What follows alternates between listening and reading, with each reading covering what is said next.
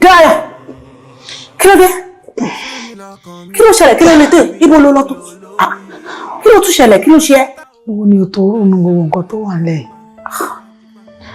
Ọ̀rọ̀ tí mọ́mì làwọn abúṣe máa dá káàkiri. Tán máa lè ráyè kúrò níbi tán wà.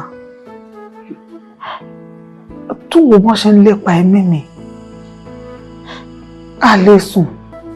Ta ni mo ṣẹ̀? Ta ló fi kú wá mi kiri? Kí lẹ ṣe mí? Why tó ṣe ń ṣe bẹ́ẹ̀ rí pé gbogbo nǹkan tó ṣẹlẹ̀ yìí ìwọ nìkan ló ṣẹlẹ̀ sí? Náà sì òun sọ pé wọ́n fi kúlẹ̀ kiri. Ta ló mọ̀ bóyá ìwọ kọ́ làwọn bíbù yẹn lè bóyá èmi gan ni wọ́n lépa ẹ̀ kiri? Irọ́ ni. Instinct mi sọ fún mi pé mi ni. Kí ló ṣe fún yàn tó fẹ́ fi lé ẹ? Okay, ṣé áńgẹ́lì ló pè mí? Èmi náà wà.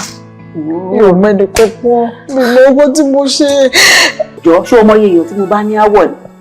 Ṣé torí pé mi náà ò tí ì tébù ìṣòro mi kalẹ̀ fún ẹ? Èmi náà ní lọ́wọ́ mo dìsẹ́rù. Ṣé o mọ iye èèyàn tí mò ń bá ṣe business tó jọ dà wá pọ̀? Kájọ ní gbọ́n mi sí omi ò tó. Àwọn èèyàn kedere nílùú yìí. Èèyàn burúkú ni wọ́n tó bá ti rọra bá wọn ní transaction kékeré kan tó ti lead this argument báyìí àwọn máa lépa ẹ̀mí ẹ̀ kiri. So possibility wà pípé mi làwọn people yẹn wà after kò ní ìdàtú ti gbé yẹn sọ́kàn.